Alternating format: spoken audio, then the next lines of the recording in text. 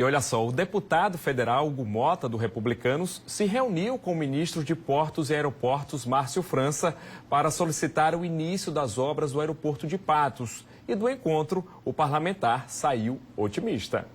Todos sabem que desde o nosso primeiro mandato, nós temos essa luta como uma bandeira do nosso mandato e acabamos de estar com o ministro Márcio França, onde cobramos agilidade, já que estamos nos finalmente da aprovação do projeto para que a obra possa ser iniciada. O ministro nos garantiu total celeridade, colocamos ele em linha com o governador João Azevedo, que também reforçou esse apelo e espero que logo, logo, ainda nesse primeiro semestre, essa obra possa ser iniciada para que esse sonho do aeroporto de Patos, que será a porta de entrada e de saída do sertão paraibano para as principais cidades do Brasil, possa começar a ser realizado.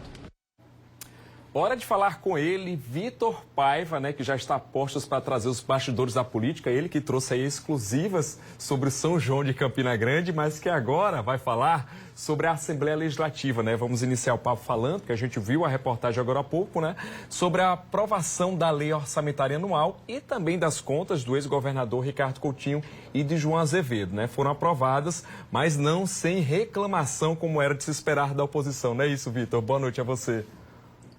Boa noite, Simon. Boa noite a todos. É verdade, a oposição até tentou, mas não tem força para enfrentar o governo na Assembleia. O governo aprovou as contas de João Azevedo e também as de Ricardo Coutinho, uma vez que, de acordo com os governistas, os motivos basicamente eram exatamente os mesmos, os chamados codificados. A deputada Poliana Dutra, que inclusive conversou com a gente hoje, elencou argumentos da bancada governistas. Trouxe inclusive informações que os chamados codificados existem desde a época do governo de Zé Maranhão, passando pelos governos de Cássio Cunha Lima, chegando nos governos de Ricardo Coutinho. E só a partir daí, o Tribunal de Contas começou a reprovar as contas tanto de Ricardo como também de João Azevedo. O detalhe é que as contas de 2021 de João Azevedo já foram analisadas e foram aprovadas. O próprio relator conselheiro destacou que o governador João Azevedo acabou com o chamado codificado, servidor que só tinha ali o CPF e nenhum direito trabalhista. Uma relação precária entre o governo e o seu colaborador. Isso acabou na Paraíba. E foi exatamente com base nesse argumento político que a Assembleia aprovou tanto as contas de Ricardo como também as contas de João Azevedo. Eu também conversei hoje com o presidente da casa e o questionei sobre a possibilidade aí de um ruído na relação entre Tribunal de Contas e Assembleia. O deputado Adriano Galdino, presidente da Assembleia, disse que não vê nenhuma dificuldade nessa relação institucional entre Assembleia e Tribunal. E reforçou ainda, espera que o Tribunal compreenda as atribuições constitucionais de cada um dos órgãos. A Assembleia como a análise política e o Tribunal de Contas como órgão auxiliar da Assembleia, emitindo o seu relatório técnico. O fato é que as contas foram aprovadas e, além disso, que não existem mais codificados aqui na Paraíba. Vitor, com essa sessão, a gente encerrou aí os trabalhos, a casa encerrou os trabalhos, inclusive marca o fim dessa legislatura, e inclusive limpando essa pauta, já que eram 6 contas que estavam atrasadas, 6 anos, sem apreciar, e aí, ou seja, a casa agora está em dia com as contas, dos gestores, dos governadores, mas também, com esse encerramento, tem gente se despedindo, alguns parlamentares estão dando tchau para casa, já que não conseguiram se reeleger ou nem tentaram, nem disputaram, a reeleição? É isso, muita gente está acabando, Acabou hoje a legislatura, que dura 4 anos, para o ouvinte e telespectador que está em casa entender, duram 4 anos uma legislatura, A próxima começa dia 1º de fevereiro, mais conhecido como a próxima quarta-feira. E os deputados precisavam analisar não as contas, mas o orçamento do Estado. 18 bilhões de reais é o orçamento do Estado, foi aprovado com apenas 2 votos contrários, do deputado Tassiano Diniz e do deputado Valber Virgulino. Os demais aprovaram o orçamento, que esse ano vem com uma novidade.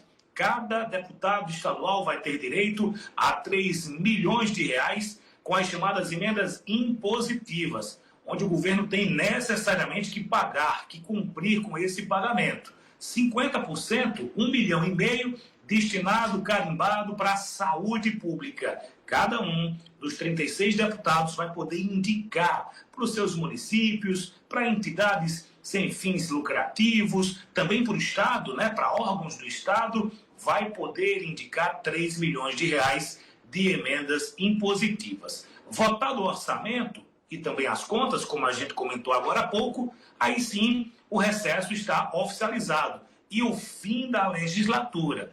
Deputados como Ricardo Barbosa, Doda de Tião, Poliana Dutra, além dela, o deputado Anísio Maia, são alguns dos que estão se despedindo da casa de Epitácio Pessoa. E a sessão de hoje foi marcada por vários discursos, pronunciamentos desses parlamentares que estão fechando, concluindo esse ciclo na casa de Epitácio Pessoa. Para alguns é tempo novo e para outros é fechamento de ciclo porque não tiveram êxito nas eleições passadas.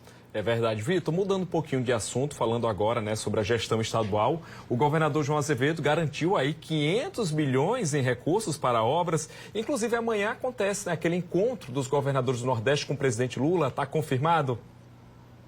Ele garantiu a promessa do novo ministro dos Transportes, o senador, ex-governador de Alagoas, do MDB, Renan Filho, que é filho de Renan Calheiros, velho conhecido da política brasileira. João esteve hoje em Brasília com ele, reunido. Ao lado dele também o secretário de Infraestrutura, Deusdete Queiroga, e o secretário de Comunicação, Nonato Bandeira, que aparecem na imagem que a gente recebeu uma fotografia dessa audiência.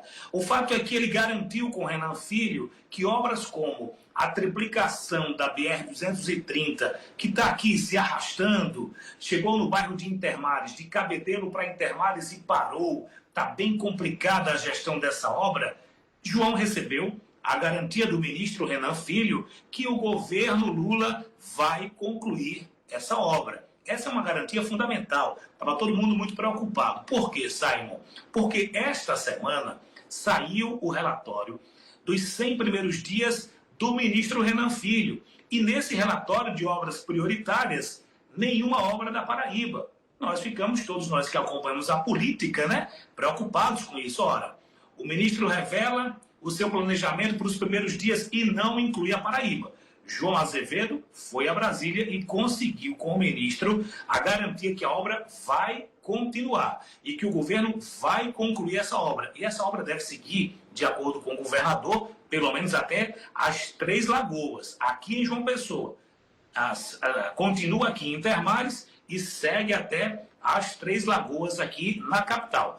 Além dessa obra, o Arco Metropolitano de Campina Grande, uma obra que já está bem avançada, falta muito pouco para a conclusão, vai ter um aporte federal, e também o Arco Metropolitano da Grande João Pessoa, aquela obra que foi anunciada semana passada, que vai lá desde a água mineral, Santa Rita, até a entrada do Conde. São 3 obras fundamentais, além da garantia de 180 milhões em recursos para a manutenção de outras rodovias federais na Paraíba.